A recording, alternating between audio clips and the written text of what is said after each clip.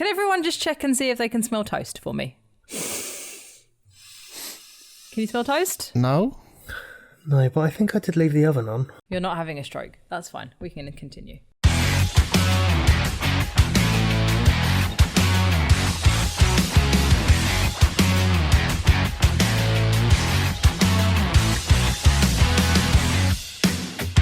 Hello and welcome to episode 42 of the Unusual Sauce Podcast. My name is Dan and I am your wonderful host for this evening's performance. Joining me is Penny. Hello, Penny. Hi!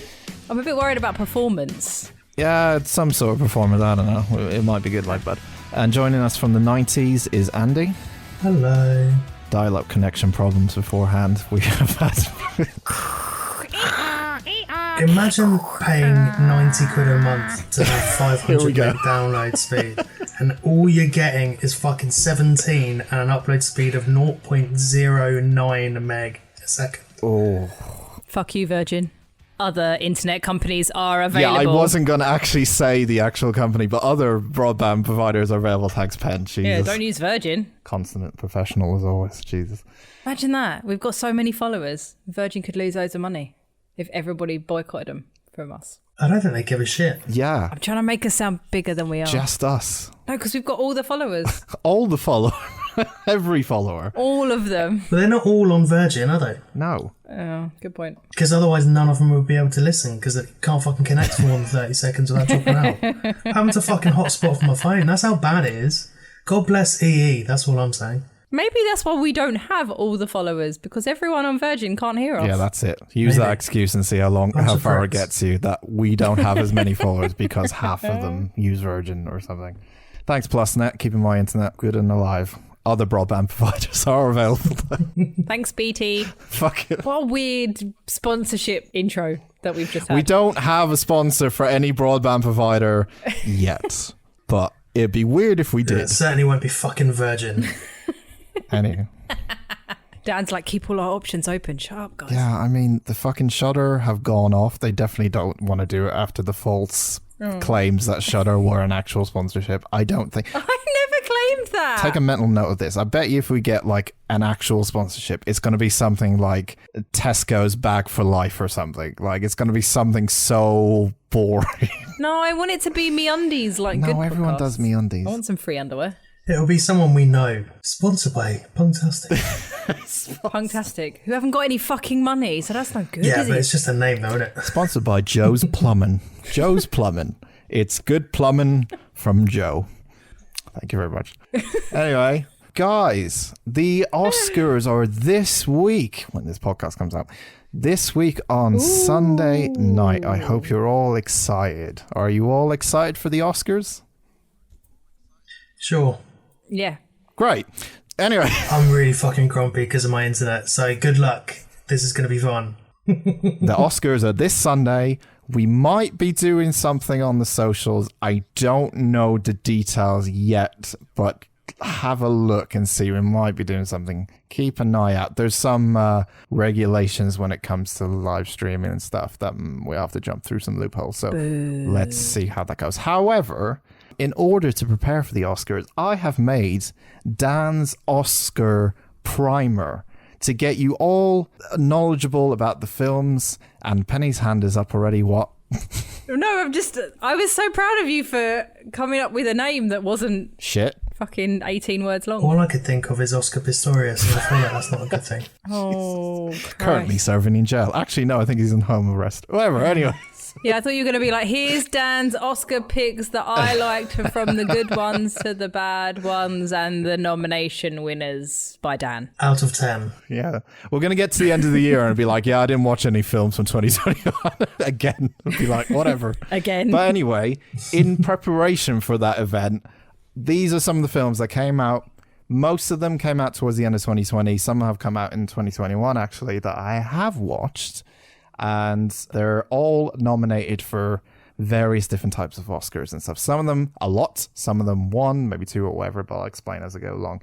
And pretty much all of them are really good, I would say. Obviously, they're nominated for a fucking Oscar, but, you know, one of them Yeah, that I'll get to in a minute. That I was like, I don't think it should have as much nominations as it has, but I'll get to that in a minute. Anyway, It's a bit of a popularity contest. it is a and little stuff bit, sometimes.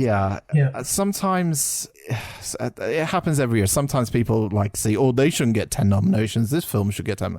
It happens every single year, but your thoughts and opinions are The joys of opinion. yes, the joys of opinions. And here's my opinions on the films that I did watch. I watched quite a few. Let's start with probably the one I already mentioned before, because I mentioned it like a couple of episodes ago, is nominated for 6 Oscars, including Best Picture, Best Actor, Best Supporting Actress, I think. So Olivia Colman and Anthony Hopkins in The Father, which is a film about a guy who is living with dementia. But the twist with this film is you see everything from his perspective. So everything is very confusing.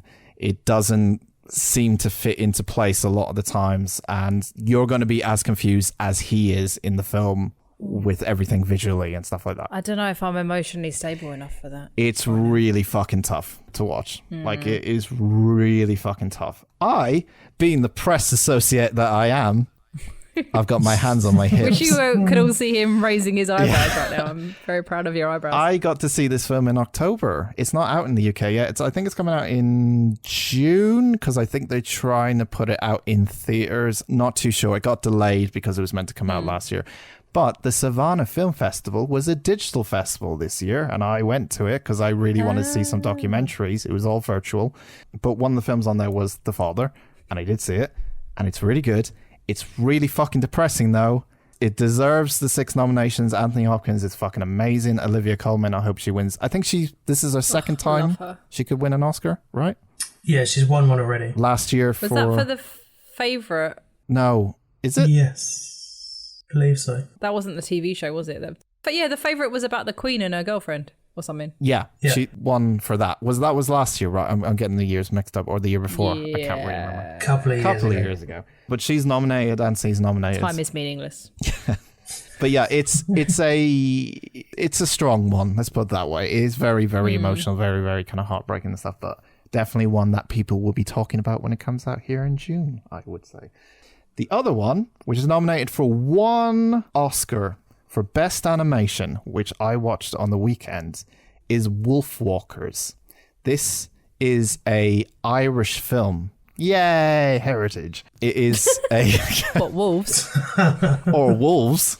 Basically, it's a film set in Ireland, made by Irish people. Productions team is in Ireland. It's got a very Celtic look. It's really like beautifully drawn and everything. It's a very different kind of visual look that you've probably seen from most animation films. Sean Bean's in it, which is quite fun. Oh, does he die? Don't tell people. He probably does. So we should spoil it if you want. Yeah, no, don't spoil it. He just dies in everything. Just assume he dies. Just assume. Yeah. Make the assumption he dies, and if he lives, it's a happy story. Oh, yeah. Nice surprise. The thing is, when I first watched it, that's the first question I immediately said to myself was, is he going to die in this film? I say with everything I watch him, but yeah, it's a very sweet film, like a very heartfelt film. Soul is also nominated for Best Animation, obviously, but I honestly think, personally, that this is just so unique and different from anything else everyone has ever seen. Not just because there's Irish accents in it, and you know, it's different that way. It just looks so different from anything else you've ever seen. I think it should win, really. Is Sean Bean doing an Irish accent? No, the story in this is it's during the period where the English came over to Ireland and basically start taking over the fucking land. So cheers. Right, yeah. And Sean Bean plays part of the English army, essentially. Oh, so he's sharp. That's an old reference. Carry on. But the film is mainly about 2 different sides. It's got the Irish people side, and then you got the English who have come over. He's part of the army. He has a daughter who's come over to Ireland with him, and she meets another girl who ends up being a wolf walker, who is a girl who can transform into a wolf at any point, at any time. I'm so jealous. It's a very love that. sweet film. Very, very, very, very nice. And I hope it wins on Sunday. So let's get to the controversial one, because like for people who are kind of in the know of the Oscars, this is probably the most controversial one. This one has the most of the nominations out of all the films, has 10 nominations. It's called Mank. Like Manchester. M-A-N-K. Yeah, Mank. I don't know if that's Manchester. No, with a K. Then That's no. like Manky. Mank. Yeah. So Mank is a film about the creation of Citizen Kane. So the film Citizen Kane, world famous, possibly one of the greatest films of all time. I'm out. I knew you would be out. Don't worry. I knew that was fucking coming. But it's about the process of the screenwriter, who was an alcoholic, trying to finish the screenplay of Citizen Kane because it took a long period of time. And Gary Oldman is in this. He's the kind of main person in this. He's up for Best Actor, isn't he? He is indeed, yeah. I can't remember the other people. I'm just scrolling through. I don't think there's anyone of... Charles Dance. Oh. Charles Dance is in this as well. Yep. Tuppence Middleton, Lily Collins, Amanda Seyfried. There you go. Do you think that if it was a making of a movie that wasn't Citizen Kane, that it would have so many nominations? If Citizen Kane is supposed to be one of the best films ever, do you think it's partly to do with the fact that that is the film it is about? So what? So if it was like the making of... The Matrix.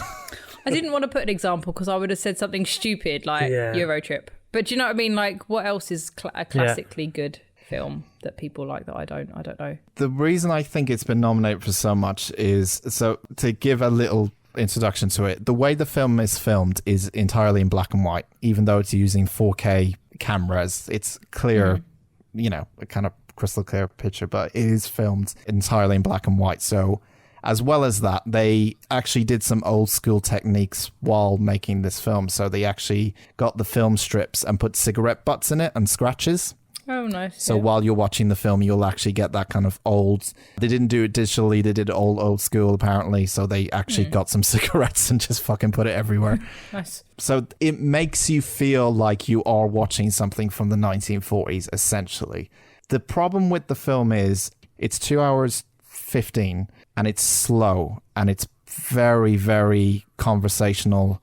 And to be honest, if you're not a fan of Citizen Kane, especially, and maybe old school cinema and how things got made back then, I don't think this would be of interest to many people because it really is about that whole process of making a film in that timeline. And that's kind of where the film is centered around a lot of the times, and how difficult it was sometimes, and or how the challenges they had to overcome and stuff like that. It does seem weird then, that's why it's got so many nominations. But then is that because it's nominated by cinema people? It's because it's a love letter to cinema. Yeah, it's like, it is a very love lettery thing to cinema. Yeah, I think that's why it's got so many nominations and stuff. I don't know if it's going to win them all, obviously, but it's got 10. It's got the most amount, so it's probably going to win a couple. But a lot of people, including myself, when I saw it, I just felt like I like the feeling, like it's very much like if I was like Penny watching Drive. I like the artistic side of it sometimes, but at the same time, the story is a bit of a drag, and the story they're actually trying to tell is very slow, and it's very just conversation. I'm into old movies like that. Like, I love Angels with Dirty Faces. It's probably my favourite, and I'm kind of into how they make movies, but yeah, this does not sound like a bit of me at all. But I also have never seen Citizen Kane, so I don't care. Sounds very much like Oscar bait. Yeah. A bit like La La Land, which was like a love letter to the classic South Pacific style musical. This sounds the sort of same. If you are a fan of Citizen Kane, I'm not. I've seen Citizen Kane. Again, I'm like Penny. I'm not. It's gone past my time period for me to kind of be interested in it. But if you are, then you might like it. I think people might like it, but it's not for me. Well, me. Really. So either way, Nomadland. This is a film that came out, I think, was it the end of the year I saw this? I think it was. I saw this in January, actually. Might not come out in the UK for the end of April, which is Oscars time-ish. Oh. So, yeah, either way. This stars Frances McDormand. Oh, I love her. This is a film about it's set during 2011. When was the Great Recession? 2011, right? Wait, which one? The last one we had. It's 2011? 2008. 2008, okay. It's set in that time period in a kind of not a drastically different alternative universe, but a slightly different one, where this woman in her 60s, she basically has lost everything because of the recession and everything. And she goes to live as a nomad. And a nomad is someone who basically has like an RV and lives in their car, just picks up whatever they can and just lives on the road, don't have a home. But she's chosen this lifestyle because as you get to know in the film, stuff about her life beforehand and things she's possibly trying to get away from, you try to understand her a bit more. This is a really fucking gritty film. Like, it is really like not necessarily depressing. It is in places, but it's like a it's a bit of like a reality check, I think. It's one of those films that made me think, fuck, like this is like, it felt like a documentary. That's how, like, it felt real. Like, because the way they film it is not necessarily in the same way you would film a normal film. It feels like someone is following this person around and watching them have a shit in a bucket and stuff like this, and like explain how they get their food. And Frances is fucking amazing. She's great in this shit. I think she is up for a nomination as well. Nomad has 6 nominations from what I remember. It's really good. It's acted really, really well. I think the best thing about it is the acting, and it's a bit of a gut check. Like there's even a bit where she has to work in Amazon, like the warehouse, like in Amazon and stuff. It's very old in the film, so I'm not going to spoil too much, but she has to work there, and the kind of people she meets, she's not very social, like she's not a very social person, but she has to kind of like rewire her brain to kind of learn how to socialize, because she lives this lifestyle of being away from everyone so much that she has to, very 2021 film, let's put it that way, you know. Re-socialize because you've been away and you live on your own. I think it hits the point like very hard, but yeah, either way. I would watch that. Okay, Sound of Metal. Ooh. Fucking, I love this film. Why do I feel like it's not going to be about what I think it is? What? I think it is about what you think it is. Ooh. What do you think it is about? Metal music. You're close. It's that It's a metal documentary. music. So metal. That was so metal. I feel really bad because I stole that from Henry Zabrowski. Sorry, everyone. I could really get the double kick pedals there. That was great. So, Sound of Metal came out late last year. It stars Riz Ahmed, who was in 4 Lines, if you remember, and he was also in another film I saw recently. He was in, British actor. He basically plays a heavy metal drummer in a band. Nice. And what ends up happening is he loves playing drums in the band. He's like, it's his passion and everything. He enjoys it so much. But he one day ends up finding out that he's turning deaf. So he's starting to lose his hearing. Oh, and there's, sorry, I'm looking it up on IMDb. There's a character in it. She is deaf. Yeah. And she is the deaf lady from The Walking Dead. Oh. Okay, she's a character in The Walking Dead, but like she's actually deaf. So that's cool. She's in that too. Oh, okay. I didn't know that. Ah. Yeah, Sound of Metal, again, it's another kind of one like The Father. It's very, very fucking heartbreaking. Riz Ahmed is nominated. I fucking hope he wins an Oscar. He is fucking amazing in this. Again, like The Father as well, you hear what he hears when he's going through like this deafness, especially. There's like a scene in particular when he's playing the drums, and you can hear, he's playing like a gig, and you can hear like the drums really clear and the band and everything. It's really, really loud.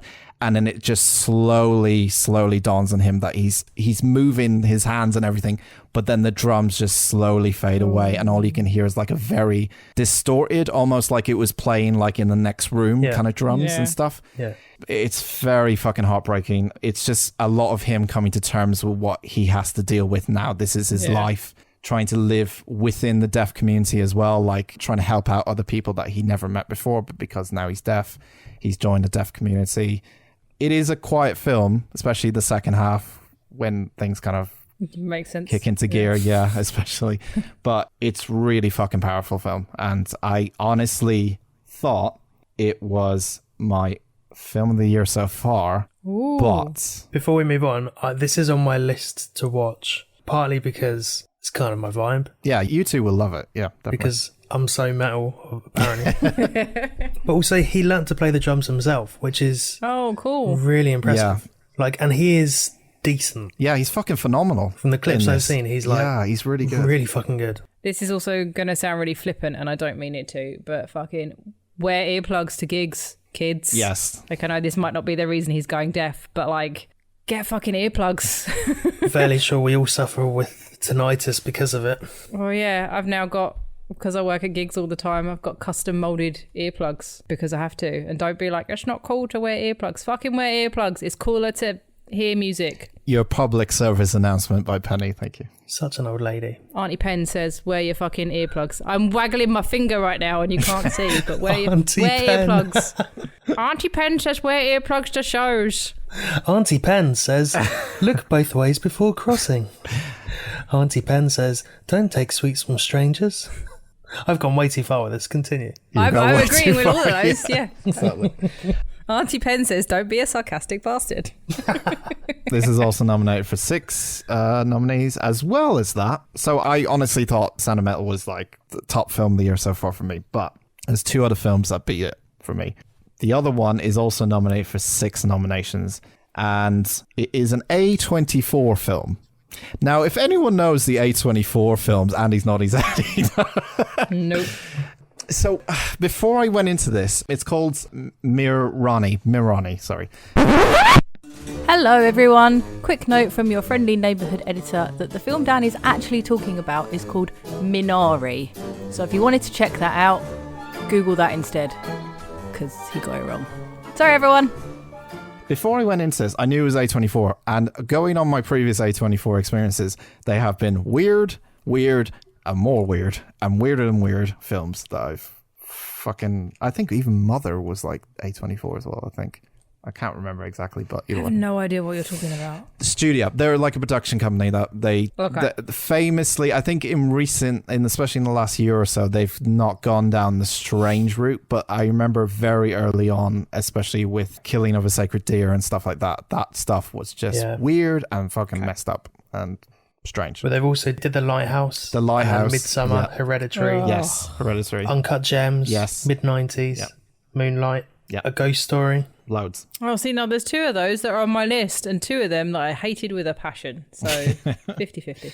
So Minari is a Korean cast and is mostly in Korean, but it's a mixture of English language and Korean. So you'll have the subtitles on, but at times there'll be English voiced characters in it. Mm-hmm. And the reason for this, it's about a Korean family that moved to Arkansas in search of the American dream in the 1980s. So you have your mixtures of neighbors who are like American, and then you've obviously got them with 2 kids. So it's a husband and wife and their 2 kids. The kids mostly speak English and the husband and wife mostly speak Korean and stuff like that. They are trying to essentially build a farm on this patch of land that they bought with the money they had, and trying to make, a life out of it essentially on this patch of land.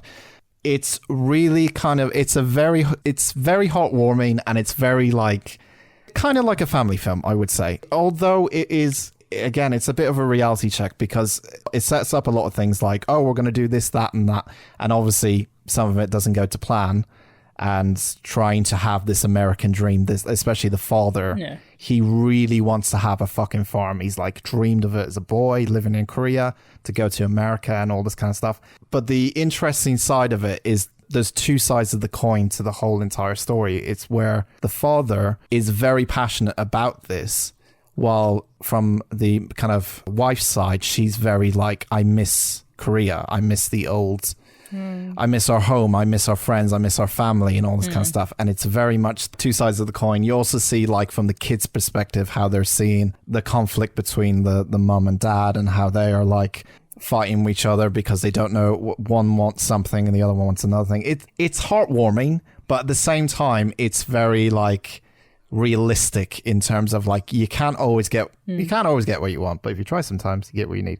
But it's very much they're trying to chase a dream, but they're trying to deal with the conflicts within a family as well, and it is fucking great. I love it. It's a really, really good film. And my final film, which is nominated for... He's been such a little busy bee, isn't he? I think it's only nominated for 1 Oscar, maybe 2. Because he's not been working.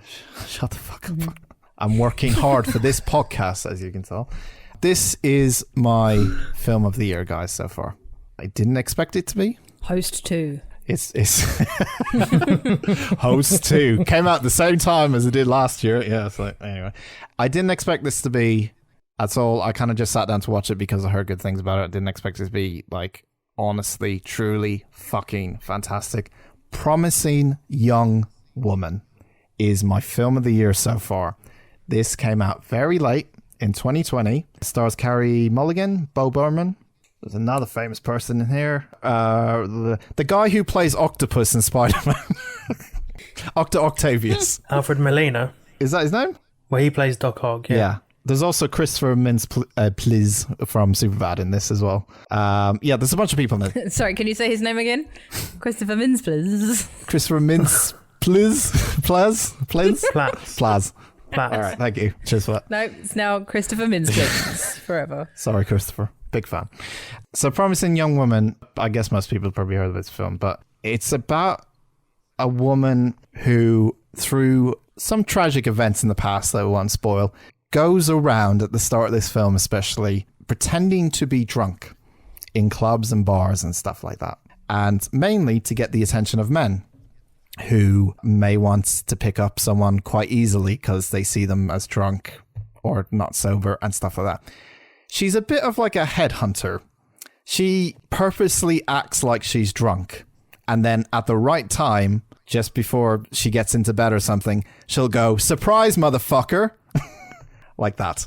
And basically tell them off. And she's a very kind of like... I was hoping she was going to murder them. Is that bad? I thought the same thing. Well, if I tell you what happens, it will spoil the film, guys. Now, I'm trying to be very careful here, so I'm not going to say much. I wanted to fucking Jack Torrance that shit. Surprise, motherfucker! Axe in the face. Okay. I don't remember that scene in The Shining. She's a very aggressive individual. She's obviously hurt by something in her past because she keeps doing this time and time again. In some sense, it becomes an addiction, like throughout the whole entire film, in a strange way. But fuck me, this film is brutal. It's hilarious. It's fucking clever, especially at the end. The ending, the last third of the film is so brutal but also so clever that I'm still kind of fucking thinking about it today and stuff like that. But it's got so much in it. Like, it's got such a mixture of things that I can't see anyone not liking this film. And it is just such an interesting watch. It has really good performances. Bo Burnham's actually quite good in this. I haven't seen him act in anything beforehand, so I didn't know how good he was, but he's actually really fucking good in this. It's a real fucking dark comedy, I would say. Real dark, twisted kind of comedy with a lot of things in it, a lot of things to say, a huge message to push, and... Some good people in this. Yeah. Sorry, I know you said that earlier. It's really, really good. Alison Brie and Clancy Brown. Yeah. And Adam Brody. I'm in. Yeah, it's honestly fucking fantastic. I didn't expect it to be like all these other films I've seen that are really, really good. Like, they honestly are fantastic, and I don't mean to kind of shame them, but like, I don't know what it is. There's something about this film that just kind of hit me straight away, and then I couldn't stop watching it, and it's just... everything is good about it. Like, I couldn't really tell you one thing that's really bad about it. It's just a really fucking smart story. And before people say it, no, it's not a feminist film. It's not it's nothing like that. It addresses so many of those topics that people, even I had questions about, like, why is she doing this? Like, what's the point of this? What's the end goal of it? It addresses all of that. It doesn't have any kind of controversy, in my opinion, or anything like that. I love it. Film of the year so far, Promising Young Woman. It's great. It's amazing. Hope it wins some awards. Exciting. This sounds like it's got an essence of drive to it. Why are you going to ruin it? I wanted to watch it. In terms of like brutality and vague story. It's more in the sense of, I would say, Baby Driver. I'm back in. Because it has a lot of comedy in there, but like, it does have its, like, I guess Baby Driver is a bad one to pick, but it does have its dark moments. But the main focus early on is it's very funny in some cases. But yeah, it's kind of artsy, I guess, a little bit as well. So she was nominated for a supporting role in Drive. Do you reckon she's going to win Best Actress? I think this should go to Ritz because she's great in it. Trust me, she's fantastic. But I just think he had so much dedication and he feels more like someone, I guess, believable, like as a character, I think, in Sound of Metal. Okay, but can he win Best Actress? No, sorry, I just realised what you said. Who is the best? I'm trying to get the list, hang on. I mean, Frances is in that. I'd probably I haven't seen Pieces of a Woman, The United States versus Billie Holiday. That's the rest of them that were nominated. I mean, I'd give it to Frances because in that sense, she's so great in everything, to be fair. She is really good in this, in Nomadland. But yeah, I haven't seen all the films in the actress category, but she's still really good. Carey Mulligan, really, really good in this film. So watch it. Great film. Amazing. So good. And that's me. And hope you all enjoy the Oscars. It's going to be a fun night. I don't even know if it's going to be a fun night, but I'm just prepping up since they're sponsoring us this evening. Hype man. Talk about optimism. This show is sponsored by the Oscars.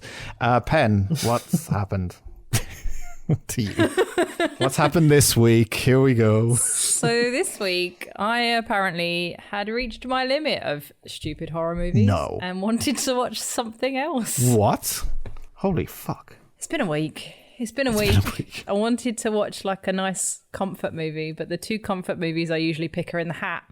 So didn't watch those. And I ended up picking a movie called Cat and the Band, which came out in 2020. Cat and the Band. As in a girl called Cat with a K. Unfortunately, it is not about cats playing instruments. Oh, okay. I would definitely watch I'm that. out. Yeah, me too. It's kind of similar. Do you remember I talked about How to Build a Girl with Beanie Feldstein? And she was an aspiring music journalist. I was hoping maybe this would be something a bit similar, kind of like a teen girl coming of age music industry thing that I love. This was all right. It was a bit of a cross between How to Build a Girl and Angus Thongs and Perfect Snogging. Don't know how well versed you are with film, that. yeah. I remember that. Yeah. Surprisingly well versed, I'd say. It was a good film. It was a little bit too teeny for me. It had Dougie from McFly in it, which, believe it or not, was a plus point for me rather than... The best McFly. Is he the best McFly? I don't know. Who else is in that? Like, is it Kevin? Tom and Dan write books, write kids' books. Yeah. Harry, I think they're all pretty good. Harry's the drummer, right? Yeah, they're all pretty fun. Harry's the drummer. Yeah, okay. Harry's the drummer. I think they're all pretty good. I don't know. Dougie's the prettiest. Who plays the trombone? Sorry. Are you having a stroke? Are you Yeah, alright? no, I'm fine. Still getting over those Oscar nominations. Oh, emotional. Sorry. Have you confused McFly with Miles Davis? Is that what's going on? No. Or a ska band? No. Can everyone just check and see if they can smell toast for me? Can you smell toast? No. No, but I think I did leave the oven on. You're not having a stroke. That's fine. We can continue. So, Cat and the Band is about 17-year-old Cat who decides that she wants to get into the music industry. So, relatable to me. Good luck. Anyway. I did start taking notes, but then there wasn't... I'm not going to go through it all. There's not really enough to go through it all. It starts off her and her friend going to venues and watching bands, then blagging their way into venues on guest lists, which was pretty... Story of your life, Pen, right? I don't need to blag my way in down on press. All right. Ooh, Well, not anymore, you don't, but you did. Okay. Fucking talk about swinging that big dick. She's got all the press pass she needs. Big dick Yeah. energy from Penny here. Jeez. Yeah, man. Yeah, so I wasn't expecting it to be factually accurate or anything. So they go up to this venue and they know they're not on the list, and they go up to the bouncer and they're like, yeah, Cat and whatever. And he's like, you're not on the list. So Cat starts shouting at her mate and like, what kind of like crappy PR are you? I told you to call ahead and put us on the list. Blah, blah, blah, blah, blah. You're fired. And she walks off and the security guard is like, oh my God, like, I'm so sorry. Like, what's her name again? And she's like, oh, Cat Maloney. And he's like, oh, Miss Maloney, I found you on the list now. She comes back and like, and then says to the girl, like, because they go in like, oh, you need to get another job. So it's very Teeny. yeah, I don't really know how to describe, but it's a very teeny, like I was expecting her, spoilers, to get with Dougie, but she doesn't, but only because she's a child. I think in the end it feels very much like it's going to go that way, where they're going to get together in the end. Sounds like it was written by someone who's got no clue on how music PR works. They hired no professionals. They just guessed. Well, that's it. She doesn't. She just. I can respect the hustle. She just goes to venues and she just, like she says, she's like KLM music promotions or something. She makes it up and she just, you know, a bit like if you do something with enough confidence, or if you act like you're supposed to be there. Bullshit. Yeah, you can just bullshit, and she's very good at that, to be fair. It's whatever I do when I go to a venue pretending to be punktastic.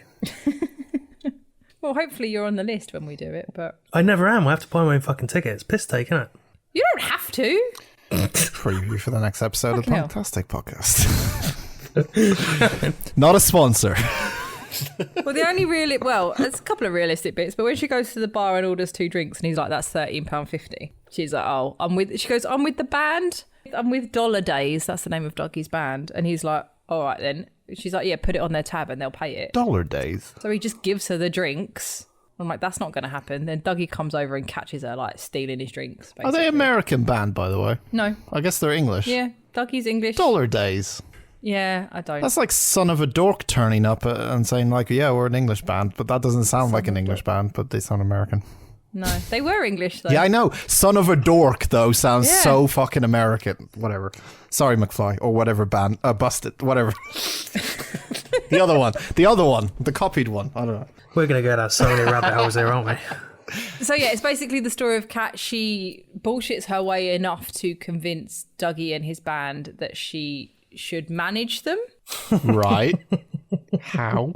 Yeah. You know how you're like, oh, that's, sometimes you get unrealistic expectations of how life is going to be from movies. This is definitely one of those movies. Yeah. She just bullshits Is it like the Almost Famous situation a little bit? No, Almost Famous is better. Is good and a true story. Yeah, but from what I remember, the guy's a journalist, right? And he just jumps on the bus, convinces that he should jump on the bus. Yeah, well, he writes, and I think doesn't he write a piece and Rolling Stone see it, and then they want him to. So she's never done anything. Oh, she has no experience. No. Oh, what? Okay, it was a bit like that's weird. A bit like Almost Famous, and a bit like How to Build a Girl, where she loves it so much. There's a whole kind of her passion story with shines through, and they're like, yeah, I guess, okay, yeah. And there's this whole B story because she's 17 and she's at school and she's going out with her best friend, and there's a bit where they kind of split up because Kat is obsessed with the music industry and her mate just wants to have a boyfriend and be normal. They did a good job of, I don't know about everyone else, but like music people are a bit weird like that. Like, you don't always do it for the money because most of the time there isn't any. Can confirm. Yeah, you do it because you have to, like you need to. So they were pretty good at like getting her passion across. But then the rest of it was like, so she's like, just give me a 6-week trial. And she's going to go down to their rehearsal space, and Dougie rings her up and he's like, no, it's cancelled because our drummer just left. And she's like, I know a drummer. And it's like some street drummer that she met once. So she gets him a new drummer, and then she books some gigs and it just goes wrong. I think the first gig she books in London, and she like advertises it to all her school friends. Right. And they all turn up. But then they won't let them in. And she's like, she goes out to the line and they're like, why won't they let you in? Like, you've got fake IDs, right? Because obviously all our friends are like 17.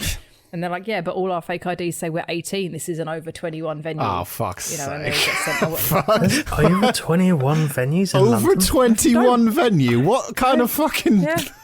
Because it's this whole thing about how it's a massive crowd and they're like, we might even have to turn people away. But then it turns out they're all children and they can't get in anyway. Good. They should be at home, fucking in bed and getting ready for school in the morning. Fucking yeah. They've got exams coming up. Jesus. Oh, yeah, exactly. Some kind of gigs. Oh, there's a whole thing about her A-levels in this. Don't fucking... Oh, no. Yeah. So she's supposed to be doing her A-levels and her mum goes away on business for a couple of weeks and it's like her and her nan. So she's like, right, I'm taking the band on tour. She hasn't got any money. She is 17, so she tries to hire a van, but she can't afford one. But she knows a bloke in a restaurant and he lends her his van. Like, it's all This sounds so dodgy. I'm genuinely getting annoyed at this, Pen. Yeah, I'm honestly... It's weird, this. It's all weird. very Jacqueline Wilson. Like, it all falls into... like, place, although it all goes wrong all the time. Yeah. But, like, it annoyed me because, like, the whole passion and her just fucking trying to do it is great. And, like, she keeps going even after she fucks up. But there's a lot of stuff that just falls into her lap, which is a bit bullshit. Well, life's like that for a music industry person. She takes them on tour and she's literally calling up places trying to get them on tour as they're going. They're all sleeping in this, like, VW van. She gets them a gig somewhere and it's a covers night full of old men and they're just, like, shouting... Play Freebird. Yeah. But really odd things because Badly Drawn Boy is in it at some point as well. Oh, okay. You know, Dougie gets a drink thrown at him. The tour doesn't go very well. So it's all got, like, literally, she has fucked up literally on every turn. But Dougie convinces the band to keep her because he can see, like, how passionate she is. I mean, that's fucking stupid. This is why McFly failed in the 2010s, Dougie. This is why. Yeah. They didn't fail. They became McBusted. Also, 1/4 of McFly and Badly Drawn Boy, do they not want anyone relevant? No, and it came out last year, so I don't know. Rufus Hound is in it as her music teacher. Yeah, but I quite like Rufus Hound. That's not his fault. Yeah. We got the drummer from Aqua as well. Something. Yeah. Scooter! I think the guitarist stroke vocalist and the drummer, I think they're actors. I don't know if they actually played anything. Right. Didn't sound like the guy was singing. I don't know. I didn't bother to look it up. So it all goes horribly wrong all the time. But because she is 17, she's really good at social media. Of course. So she's built up their following. Yes. Yeah. TikTok journalist. Yep. The fake journalist. She's told them that she's going to get them to play this, that she's got them a gig at the Scala with a bunch of other bands. And they go to this one gig and they turn up and it's been cancelled because she had to put a deposit down, but she used her mum's credit card and it got cancelled. Oh, poor thing. God. Yeah, so that didn't work. I fucking hate her. So the band are like, there's this whole thing where like they're going to fire her and she cries and Dougie's like, I'm not going to fire you because you're so passionate. Oh, for fuck's sake. It's one of those films now. Yep. It's... Yeah, and she's like, but I got you a gig at the Scala. And Dougie's like, you fucking haven't. He doesn't say fucking. No, you fucking haven't. He's like, you haven't, though, because I looked at their website and we're not on the lineup. So she's a liar as well. So she's lying. Yeah. Well, they also don't know she's 17. They don't know she's a Oh my schoolgirl God, this what entire is she time. doing? Oh, fucking... They think that she's a proper... And she's not. But Like, they have to go to a laundrette and they get all their clothes nicked at the laundrette. happens to the best of us. Pen, this film's really fucking annoying me. Yeah, this is annoying me. It, legitimately, I'm getting annoyed. All right. Because most bands, there's a sense of narcissism within them. How fucking unlikely is it that they wouldn't Google their own fucking name and then check the venue where they're supposed to be playing? It's bullshit. What? Yeah, Social media? We don't do that. You're 17. You can do it. I'm old. I know, I'm she's 20. 17. I don't know how to do it. Like, fuck off. Twitter. What's Twitter? Well, something happens, I can't remember. And then Dougie's like, I'm not going to fire you. Like, Badly Drawn Boy saw the video that she posted and it's gone viral. And then Badly Drawn Boy happens to be playing at the Scala and wants them to support. So they do get to play the Scala. Okay. And then they go to the Scala and her best friend's boyfriend is also playing that same show. And the mean girls from Kat's school turn up. Oh, no. And they see her and they're dicks to her in front of Dougie. And he's like, do you know each other? And she's like, yeah, she's in my Spanish class. She goes to my school. And he's like, you're a school kid? And it's the big reveal that how she's lied to him and all that shit. Wow. Just Oscar nomination already. Yeah. Just... And then it all goes wrong and she, you know, she has to go home and explain to her mum and she has to go back to school and everything and just... I actually now can't remember the end and I only watched it a couple of hours ago. That good? It sounds really memorable. Yeah, very. It was just... Bits of it were great. It was... How to Build a Girl was much better. I didn't look at like the certificates or anything. Obviously, How to Build a Girl was a bit darker. This was... Angus Thongs and Perfect Snogging is the music version, is the best way to describe this movie, I think. It sounds like it. Yeah. So I suppose it is nice if you're like 13, 14, 15 and you're like, oh, I can fucking get into the music industry. I can, like, that first bit where you're like, yeah, I can do this. Have you checked our demographics lately? I don't think we have anyone under the age of 17 listening. Yeah, but also, that's not going to work because they watch that and go, yeah, it's easy. You just fucking turn up. And people will go, sorry, who the fuck are you? Get out. You're not PR. You're just a prick. This has really got under my skin and I don't know why. Andy's recalling memories of when he said, I'm with Dougie. And they're like, get the fuck out of here. Well, I actually started watching a crappy horror film today and it was so boring that I couldn't talk about it. So I then switched, like I tried a horror movie and it didn't work. To a crappy teenage rom-com. Yeah, I was hoping it would be a bit like How to Build a Girl. And you know me, I love a relatable teen girl story. I was one once. Yeah. But So are we. This was not it. This was not for me. So, yeah, if you fancy something like that, watch How to Build a Girl instead. Do you have any advice Lady Bird on how to get into the music industry? Here we go. Here we go, everyone. Set your ears to maximum. Here comes sage wisdom from Auntie Penny. Here we go. Do we need an introduction for this? Auntie Penny says, stop being sarcastic bastards. I don't know why she has to repeat herself. There you go, people. Oh, we're serious. Yeah, so just, like, she was good for putting herself out there. She needs to network and talk to people. Like, talk to everyone, talk to bands, talk to PRs. But you can't just walk up to a band having never done anything and go, I can get you a tour. Yeah. I was like, it's not really fair on the band. I think she must have paid for everything on her mum's credit card. Yeah, don't steal your mum's credit card either. No, don't do that. But I was like, if the band are paying for this, which I don't think they were, this is really, like, it was really unfair. And she did kind of get away a bit scot-free at the end because they were like, well, you know, you did get us viral and we did play here with Badly Drawn Boy and it's all kind of forgiven. But Yeah, but that's not down to her. That's just pure fucking dumb luck. Do you know what I mean? Like, it's not down to... Yeah, that he saw it and he retweeted it.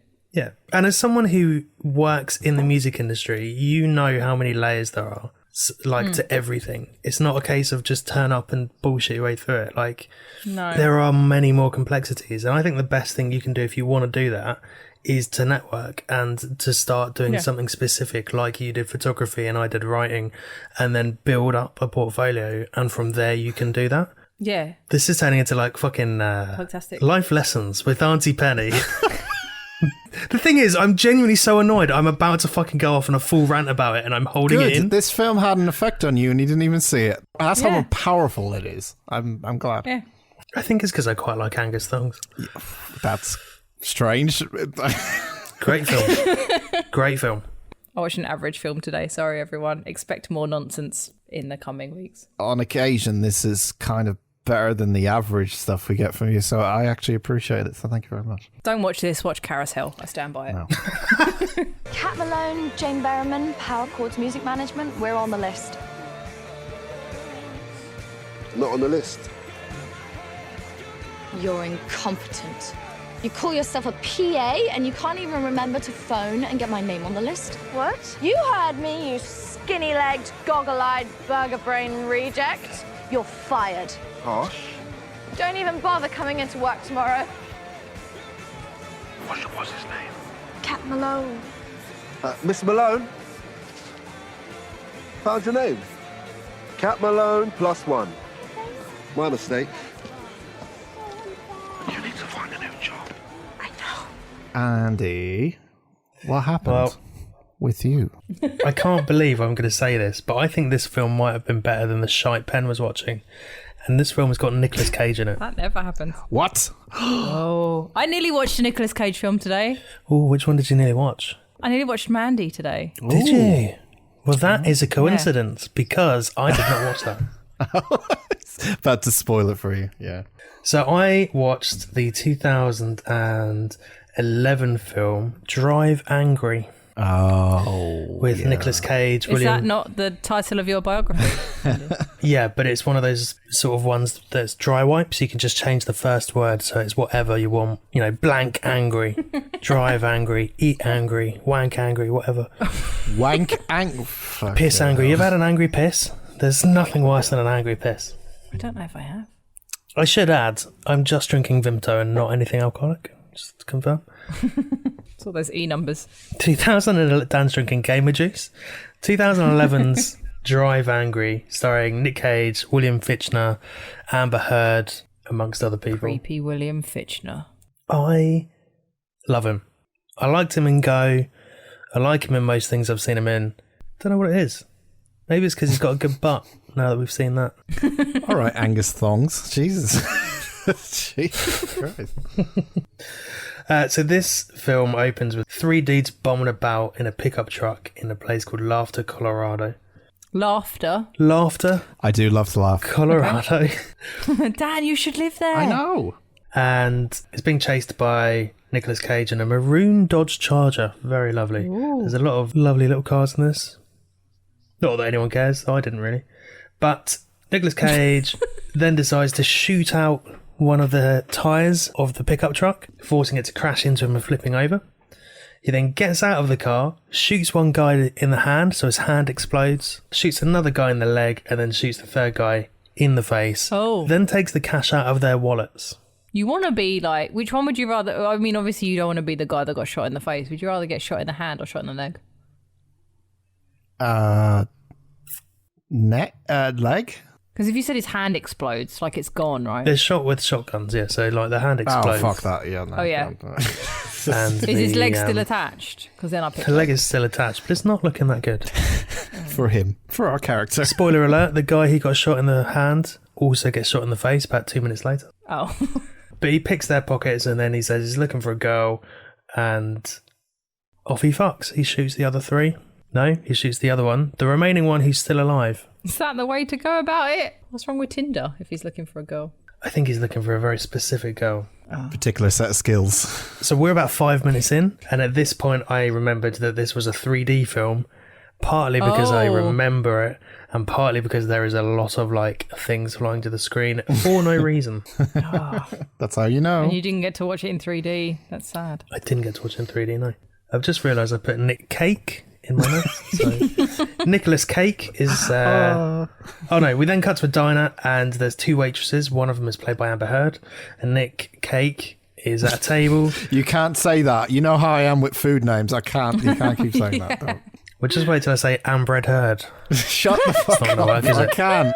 I should have gone for Amber Heard. Oh, Amber Heard. So, Nicolas Cage is sat at a table in this diner and he asks for a black coffee with sugar.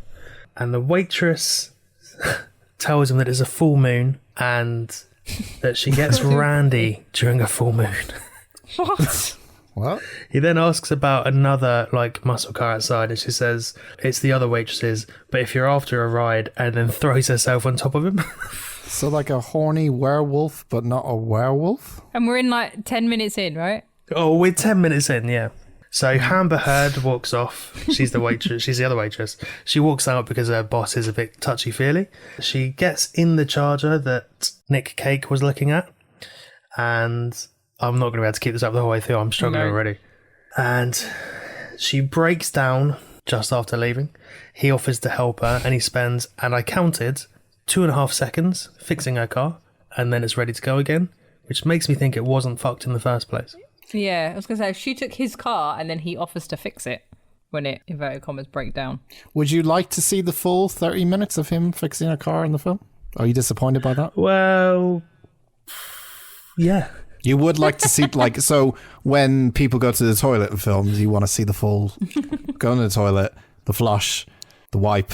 So they're flushing and then wiping? Just saying. Just saying, you just sound like a bunch of twats, you know? All right, Reddit. Anyway, so he fixes the car. She takes him to her house. She's like, you can walk from here. And he's like, cool, cheers, thanks. He goes to a phone box. Why couldn't he walk from... Well, I don't know. She just offered him a lift to where she lived so he could walk on. She then walks into her house and sees her fiancé banging someone. Morning. And he's like, oh, she was just showing me something. What, her vagina? Yeah. She drags her out, throws a couple of punches at her, and properly lays her out. So this girl is naked. The one that she's just swung at is now passed out on the floor. Some guy walks past and casually takes a picture of her with his camera. Meanwhile, William Fichtner has strolled into the diner and he's sniffing the air because he can sort of smell something. Smell toast. And he asks the boss of the diner, who he calls Fat Fuck, if he's seen a guy who's 6'1", doesn't look like he's from around here. And he's called the accountant. Scary. The waitress points him in the right direction, and after staring at her tits for a second, he heads the same direction as Cage. I'm guessing this film is it full Nick Cage or is it semi Nick Cage? What's the scale? So let's say, what's the craziest Nick Cage film? Fuck. The Wicker Man? Is it Face Off levels? Never seen it. What? Yeah, never seen it. Me neither. Oh, that is going in the fucking hat. I was going to say, is it The Wicker Man? But I've also not seen The Wicker Man. So. Well, what Nick Cage film have you seen? Not many. I don't like Nick Cage. Yeah. You take that back now. Willy's Wonderland. I would say he's not full Nick Cage. He's about half Nick Cage. He's a bit more... I feel like that's the level I could deal with. Diluted Nick Cage. If the scale is National Treasure as normal Cage... That's the only fucking film I know. That's the only fucking Nick Cage. National Treasure. It's a national treasure in Annie's eyes. No, it's not. I've seen National Treasure too. Oh, okay, fine. I've seen both. Yeah, great. So if we're going from National Treasure to, let's say, The Wicker Man, yeah, he's kind of in the middle, maybe slightly nearer towards National Treasure. Okay, all right. A little bit more normal than he was in Willy's Wonderland. Right. Okay. Anyway, so Amber Heard is now coming out of the house and the boyfriend is following her. The girl that she beat up is still in the middle of the road. And she tries to take his car, so he hits her. Wait, the boyfriend hits her? The boyfriend hits her. She gets up and he hits her again. Then he stands over her, is about to hit her for a third time, bearing in mind she's barely conscious at this point, and he gets kicked in the face by Nick Cage. Good. So they have now got an unwritten bond between them. That's how relationships are formed. That's how you form friendships. So we get some backstory at this point. You see flashes of a girl on a bed, cradling a baby, and then some guy kicking the door in, murdering the husband. Jesus. And beating up the woman, eventually slitting her throat and it's taking Max the baby Payne. with him. It's Max Payne. We've gone back to Bleak, Andy. Well, again, I wasn't expecting this to be the the common thread, but apparently that is my vibe. I mean, the poster for it looks like Ghost Rider if Ghost Rider didn't star in Ghost Rider. What does that mean? It's got that kind of look to it. Hold that thought, we'll come back to that at the end. Oh, no. Okay. So after he slits her throat, he just sort of rubs it in his mouth and stuff. It's weird. Anyway, so Piper wakes up in the back of her car and doesn't bat an eyelid that Nick Cage is driving her car without her consent. His name, by the way, and we find this out here, is Milton. Milton. Lots of roundabouts. So they go to this. Is this one of those movies Nick Cage did to make money I mean, because he had no money? probably not. This was 2011, so this was around the time where he was just cranking out any old bollocks. Yeah, that's basically what I was asking. So his name's Milton. He's heading to Louisiana, and he ends up at some bar that he used to go to when he drove the truck around in that area. He spent a lot of time visiting the barman's sister, and because of that, they don't really like each other. So Amber Heard pisses off, and we see her getting her nails painted by some guy she's picked up. What? She's getting her toenails painted. So this dude is naked. She's in a motel room. Oh, you didn't mention that. And she's just getting her toenails painted. And he's like, are we going to fuck? And she's like, depends how well you paint my nails. That's fair. If he Why does is everyone just shitty trying job. to fuck? Like the fucking person said, when the moon comes out, I get horny. Like, what the fuck's going on? What's wrong with everyone? Jesus. Calm Maybe down. it's because of the moon. Maybe we'll find out. We then cut to Nicolas Cage in the next room. Getting his toenails painted. with a naked guy saying, do we want to fuck? Close, he's with a naked woman. Oh. They are doing an intercourse, except One intercourse. he is wearing a full leather jacket, sunglasses, and a cigar. He's fully clothed. That's perfect. Perfect. He's fully Nick Cage. clothed. Fully clothed. Perfect. What's your question, Penno? I'm not sure. He's Nick Cage. He can get away with it. He can do what he Yeah, wants. Apparently so. Meanwhile, Fitchner, he goes to the fiance's house and he's like, hello, I'm looking for this man. He's 6'1". For this account. He doesn't look like he belongs around here. And the guy's like, you're not police. I'm not telling you anything. So he throws him against the wall. And then he smashes the baseball bat, throws one end at him, and it pierces his shoulder and hangs him into the wall. Oof. So he's now hanging like a foot above, held up by his shoulder, and then throws the other part into his head. There's some relatively good gore in this pen. I think you'd appreciate it. I would hope so. So the boyfriend had phoned the police before Fitchner arrived, and they're there when he walks out the building. Oh. And they try and arrest him, but he flicks a coin in the air, and as he catches it and shows it to them, it turns into like an FBI warrant badge. What? A coin that turns in... Now I know how you guys feel when I talk about films. Fuck off. Is it a time pass, or is there some sort of trickery at the camera, or is it just actually turns into an FBI badge? Just turns into an FBI badge. Okay, There's some sort of mystical stuff. You can see him like he's overly strong and he's quicker than he should be, and he's lifting this dude up by his neck and stuff and throwing baseball bats. He's a level 5 mage. Right, yeah. He's This a is level 5 D&D. mage for Penny's terms. Yeah. Fucking nerd. So we then go back to Amber Heard, and she sees some guy that she saw at the diner earlier on. So she follows him into this bar, and the bar's totally empty. And we meet a guy. There's a news report on the TV about a guy called Jonah King. Jonah King is a cult leader who murdered a couple in a motel. Nick Cage's daughter. So the ones that we saw earlier in the backstory, I've kind of ruined that lead, but the ones that you see earlier in the backstory is Nick Cage's daughter, and he is the one who killed him. She hears him tell a group of bikers to check the rooms and beat him up, or more appropriately, do a murder. So we then go back to Nick Cage, and the woman that he's banging says, "Why don't you get naked?" And he says, "I never disrobe before a gunfight." The doors blast open. It gets worse. I don't know if that hit or not. The door smashes open and he starts shooting him, but never takes her off of him. So he's rolling around holding onto her. Never what? So he's like holding her. So he's still in her? He's presumably still in her, holding her, shooting with one hand and then reloading with the other, like sort of juggling like guns and magazines and tits at the same time. Juggling tits. I think this is why Willy's Wonderland is possibly the only Nick Cage movie I've ever seen. Because he's dumb. Oh, I'm invested. Let's go. At one point, someone hits him with a taser, and she looks like she's visibly enjoying it because he's still beside her. Jesus Christ. Then she realised that everyone has been murdered, and she runs away.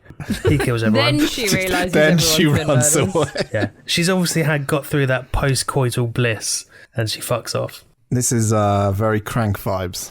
It is a bit Crank in places. Yeah. It's not as quick paced as Crank, but it's a bit like that. So him and Amber Heard leave the motel, and as they do, they see the cops and Fitchner, and the cops immediately start trying to shoot him. Amber Heard manages to save him by shooting one cop, who then shoots the other cop in a domino effect. Why are all cops so shit in films? Like I have no idea. It always there's dumb cops everywhere. Fuck's sake. So they get back in her car and they drive off, and she says to him, "Are you a murderer? Did you escape from jail?" And he says, "Both." Class. She then points the gun at his head and says, "Give me one good reason." And he says, "I'm driving." I mean, that's a quite good reason not to. It's the most sensible thing he said. I mean, he's honest about it. Yeah. We will have a crash if you shoot me, but yes. Okay. Yeah. Wait, so he can fuck while shooting, but he can't drive while being shot at? I don't know about that. Well, he can't drive whilst dead, I think is the technical term. She's like, "You know what I mean?" And then suddenly the hit from a car behind, and it's Fitchner, who was just casually driving alongside, sort of does a wind down the windows movement. And Nick Cage shoots him with a kind of what I would describe as a demonic gun. What? Yep. Yep. Yep. Like you see the gun and it's got like 5 barrels and it's got like inscriptions on the side and stuff. And it's excessive. It's like a massive fucking revolver. Okay, so it's not something from fucking the wizard's dungeon lair or anything. It's just like a demonic pistol or revolver. As you said. It's more like a shotgun, but it only fires with a single bullet instead of shells. Right, okay, fair enough. Is that specific enough for you? No, I just don't know how fantasy this film is going to go down with the whole from coin to badge sort of thing. It's kind of got me a bit worried how weird that's going to be. Well, despite only being a couple of meters away from the accountant, he misses him. But the accountant does crash over the bridge that they're on. And as it's spinning and tumbling through the air, he's just sat there humming, looking bored. Right. I mean, if that's not a reason to love William Fitchner, I don't know what is. I mean, I think you love him a bit too. I think the love here is coming on to Timothy vibes from me a little bit. This is because he's seeing his butt now. He's seen his butt as well as Penny's seen Timothy's pubes. So anyway. Oh yes, I have. So back to the kid that was kidnapped during the murder scene. That is his granddaughter. You finally find out. It's a small world, isn't it? Yep. Very unlucky. And his actual daughter was part of a cult, and that's why she was killed. Nick Cage doesn't find this out until after he's locked up. And as they're driving past the church, they see the van that the cult leader was in. So they enter the van, and it's a trap because, obviously. Because hand shot first. Because hand job first. What? Hand shot first. I know what you I was said. trying to be cool and be a Star Wars nerd. She said. Yeah, but... No. Oh, okay. It's a trap. It's a trap. That was Admiral Akbar, not neither Han nor Greedo. I know that was Admiral Akbar, but... No, that was Han Skywalker. Just trying to fit in, you guys. Space Wars. Keyword number 1. Couldn't get that one right. So, Fuck you and your keywords. anyway, back to where we were before I lose track. So, Jonah King is explaining to Nick Cage that he's going to sacrifice the child under a full moon and let hell walk across the land. I'm so confused with the mix of genres Yeah, with it's really this. weird. Mm-hmm. So Nick Cage is like, nah, you can't do that. Also, I know your big secret. My daughter bit your dick clean off, What? and your pal, the leather jacket man, can confirm it. And he looks at the assistant, and then the assistant's head gets blown off, and Jonah kills him. Dan, you know when I do this to you, I'm really sorry. Yeah, no, it's all right. I'm feeling it too. I'm getting a taste of my own medicine. I can make it last even longer if you want. No. She bit his dick off, and that's why he killed her. How? Well, I don't know if that's why he killed her. I think it's implied that he was being a bit rapey, and he put her on her knees, to sort of jammed it in her mouth, and she bit it clean off. We don't need to know details. Good for her. You know, and if that's not something we can all agree on as the appropriate action, If that's not why he killed her, though, what would you have to do to get... well, I don't know. if that wasn't it? I don't think that was why he killed her, but I imagine that was a deciding factor. Wasn't the straw that broke the camel's back, though, was it, by the sound of it? No. Anyway, so he's shot his assistant now, and then he shoots Nick Cage in the head, who just obviously falls to his death. He then kidnaps Amber Heard, Piper, and he tells the corpse of Nick Cage that his cane includes the femur of his daughter as a handle, which is an unnecessary detail that no one needs to know, aside from the fact he did break her leg. And he's dead. Well, he's telling a corpse, yeah. Okay. He's telling this to a corpse, yeah. Yeah. I guess he's just an eccentric cult leader, you know? He's got a sort of Jim Jones vibe to him in terms of style and cadence and stuff. So they throw Amber Heard in an RV and off they fuck. Meanwhile, the remaining cult members are talking about burying Nick Cage, who then blinks and fucks them all up because he can. No, how? Just because he can doesn't work. He got shot in the head, like you said. How is he alive? Yeah. Will you get into it later on? All right. So he's now alive and living. It's like, how does a unicorn shoot a bow and arrow? How does he survive getting shot in the head? He used one potion and his health bar went up. This gets addressed. Don't worry. We come back to this. Don't you worry. All right. Just don't let me forget. Yeah, don't worry, Dad. Because I can't remember if I put it in my notes, but it does happen. Anyway, so he gets back in the car. He puts on a pair of sunglasses to cover the big hole in his face, and he chases down the RV. This might have just been me, but it sounds like he's redlining the car the whole time, and it sounds horrible. So there's a big car chase. It goes through this factory shit, intercut with Amber Heard kicking the shit out of some woman. She then kicks the woman out of the rear window of the RV. She sees Nick Cage driving past, so she tries to shoot him, the woman on the road, and then she gets mowed down by one of the other cult people and just explodes on the windscreen. Okay. Ooh, he doesn't look good after being shot, does he? He does not. So Jonah King has been saying to Piper pretty much the whole time that, like, I'm going to essentially turn you into my bitch. I'm going to break your will like I broke Nick Cage's daughter. And then he decides that she's too full of will to be saved, so he's just going to kill her and defile her corpse. I don't know how he's going to do that if he doesn't have a dick. He's like, I'm going to break your will. Actually, you've got too much will. Never mind. He doesn't have enough will because it got bitten off. Whoa, that's rubbish. Oh, I will say there are some quite nice sort of set scenes in this, particularly in the car chases with Nicolas Cage. For example, as he's driving around, he sort of sits underneath a dirt ramp in the car. Another car goes over the top and he blows up from underneath. It looks quite cool. I appreciate it. But the scene does go on for too long. There's a load of shit in between, and it culminates in Amber Heard jumping through the back window of the RV and landing on the bonnet of Nick Cage's car. He drags her into the car, and Jonah King shoots at them and misses them entirely, but it does blow the engine. So that's good. The car is fucked, so they have to push it. Push it real good. I'm so lost. Carry on. Finchner then turns up at the church, and there's one survivor, and he's got a pentagram scar on his chest. Of course. And he's saying, we have got a pact with Satan.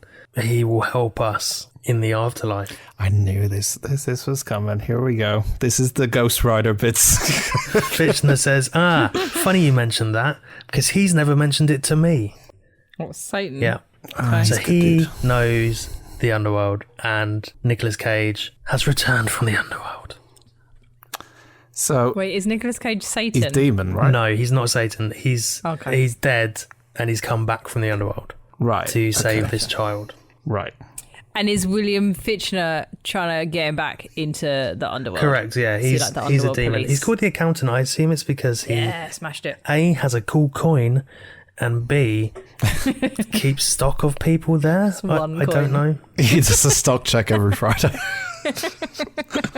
Fuck, Nicolas Cage is missing. Oh no. So the mechanic that Nicolas Cage calls to fix the car is someone called Webster, played by David Morse. And David Morse is like, is this some sort of joke? I watched you die. I carried your coffin. And Nicolas Cage goes on to say that the worst part of hell isn't the fire, is the video feed of the suffering of your loved ones. And he explains how he saw his daughter being murdered. They've got internet. On a constant video loop. They got internet down in hell. Internet ghosts. Is it Virgin Media? I guess it's a good connection. Better. Well, I assume it's not Virgin Media because it was working. So, do you know he's got full 99 up, 99 down. Internet down in hell. Is what you're saying? Yes, yeah. It's fibre optic. Right. Okay. No, just so I understand. Yeah. Fibre optic runs to the green box. Perfectly understand. And then straight from the green box to the gates of hell. Boom, we're in. Yeah. Boom, we're in. Oh, that's what Nick, she said. what are you doing? So he says there's no. I hope those dinosaur bones were worth it. Apparently, the worst part of hell isn't the fire; it's the video feed of the suffering of your loved ones. Burning is nothing compared to watching your child's head being torn off. Oh, that would be pretty awful. And I was like, have I picked another bleak film? Did I do this on purpose? At this point. I was not expecting this. At this point, I was like, Christ, I've made a mistake. Anyway, so Webster says, I can't fix that car, but I can give you a new one. And he gives him a couple of Chevrolet Chevelles, and they are pretty nice. Oh, we used to have one of those. I love them. Yeah, it's really nice. Red with white speed stripes. I liked it. Anyway, so they get back on the road, but they're being tailed by police who are leading them towards a roadblock. And the chief, who is in charge of the roadblock, is also the one who found the bodies at the dive bar earlier that we saw. Okay. And he says, troopers, when I say aim for their tyres, I mean aim for their heads. Everyone understand? And they go, yep. And he goes, good. Aim for their tyres. What's your question, Dan? You could just... No. Okay. Just no. Just no. Okay. So they're at a standstill. They stop in front of the roadblock and the cops are about to shoot. And then you hear some rumbling in the background. And it's William Fichtner who has turned up with a truck full of hydrogen. And he's driving towards the roadblock. And he's humming along to That's the Way I Like It. Okay. Oh, it blows up. And somehow Amber Heard and Nick Cage get away. Wait, does it blow up William Fichtner? No. Too? No. What happens is that because he's a demon? Well, he's partly a demon, and also he just steps out onto a bonnet as it's moving, and it's fucking seamless. I mean, the guy's amazing. He's so good. Great ass. So the cops are pissed that they let him get away, and they go up to Fichtner and are like, dude, who the fuck are you? So he flicks his coin, and then he goes, I'm FBI. Not the coin again. With my coin that turns into a badge. Why do I need it to be a coin in the first place, even though it just turns into a badge? Who fucking knows? Anyway. I don't know, but the cops are like, nah, don't believe this, he can't be. And he says, can you read what this says? It says FBI. That means Federal Bureau of Get the Fuck Out of My Way. I don't think it does. Turns out one of the troopers is in the cult, and the accountant gets him to call Jonah King to find out where they are. Meanwhile, Nick Cage and Piper find the hideout, and they're about to storm it. They do a bit of a recce. They work out what's going on, and then she gets kidnapped by Fichtner, who says he knows Lucifer. He's essentially the warden of a prison. He's a quiet man, actually, very well read. The thought of sacrificing a child to him annoys him greatly. And I thought, that's interesting. That's good to know that he's a well-read, demon. Mm. What's his favourite Pringles flavour? Unfortunately, didn't go into that sort of detail, but... Maybe I'm having a stroke. I don't know what's going on. Barbecue beef. So, we then see Jonah coming out of his trailer with essentially a sacrifice party going on around him. There's all sorts of fire and like people shooting guns in the air and more naked women for no reason. And it's kind of like, is this necessary?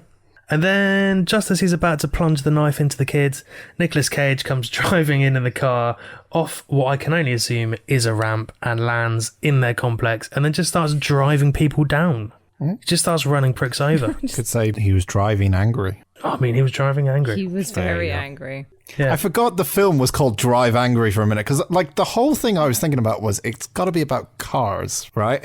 But it seems to be more about hell and Lucifer. And pretty much. Yeah, it's strange. The reason it's called Drive Angry is because the number plate on the back says Drive Angry. Of course it does. Yep. That's worse than saying the title of the movie. It also says something like "We'll stop for hookers" or something like that as a bumper sticker. That's good. Support sex workers. I'm all for it. Support your local sex worker. Or maybe it's pussy. Maybe it's just "We'll stop for pussy" and not hookers specifically. Oh. Maybe he just likes cats protection, you know? Yeah. Yeah. Either way, I'm in. So everyone is dead apart from Jonah. And they explain that Nick Cage's magic gun, the sort of big boy, is called an Iron God Killer. And he shoots Jonah with it and he explodes. Exploding gun. Okay. He also tells Webster earlier that he won't have a beer with him until he's drinking it from the skull of Jonah. It's like Van Helsing and Nick Cage got together and went, do you want to make a film? Like, yeah. It's a bit fucking bonkers. But when you know it, part of his skull falls out of the sky and then he pours a beer into it and drinks it. And they save the baby. Part of his skull Top of the crown. falls Crown out the head, of right? the... Yeah, the crown of the head, the top of the head. Falls out of the sky. Yeah. Okay. I like it. It's very doomy. Which bit needs clearing up? The fact that he was in the sky or what a skull is? Yeah, please explain. It just fell out of the sky, I guess. I don't know what's happening. When he shoots him with the God Killer, it sort of pings him up in the air. His skull and then he in the air. explodes in like a blinding light, almost sucked into like a vortex of, I would say, light purples and blues. So then he drinks a beer out of his skull and he gives the kid to Amber Heard and is like, here's a kid, take it. You know, love it like it's your own. What? Yeah. So he rescues it. Isn't it his grandkid? It's his grandkid that he's spent the whole film trying to rescue. He just gives it away. And then he gives it away. He gives it to Amber Heard and Webster. And that's a weird combination because Webster's got to be like 60. Does she even want it? I doubt it. We're just like it. I doubt she wants her, the baby. He's like, love her and make her your own and stuff. And I'm like, that's a big commitment. They met maybe 2 days ago in a diner. That's fucking weird. Yeah. Maybe it's like a offering or a piece, like a, you know, when you go to someone's house and you're like being respectful as a guest or something. I don't know. Kill me now, please. What, they didn't bring her a bottle of wine, they brought her a baby? No, not a bottle of wine, it was a fucking baby. So she now has the baby, he now has the beer in the cranium, and Fitchner is like, come on pal, shall we go? And off they fuck into a new car and drive to hell. And that is the credits. And that is the film Drive Angry. Now, you mentioned earlier Ghost Rider. This is the film Ghost Rider should have been, I think. I mean, either fucking it's a lot one more sounds interesting. dreadful.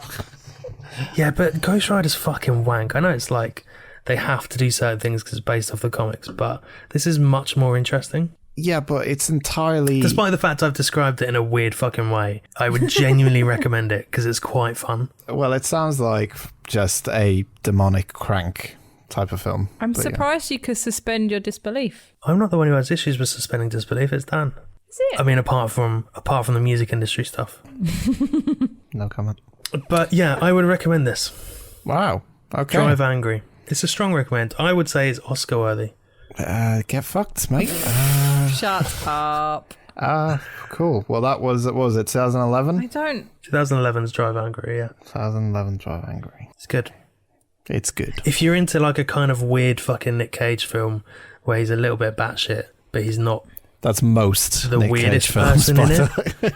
Because I would say Fitchner is more charismatic and more interesting as a character. Oh my god, will will you stop falling in love with Fincher? For fuck's sake, like more charismatic and lovely to look at. Jesus Christ. I didn't say lovely to look at. I said more interesting. Yeah, I stopped you before you said it. I know what you were going to say.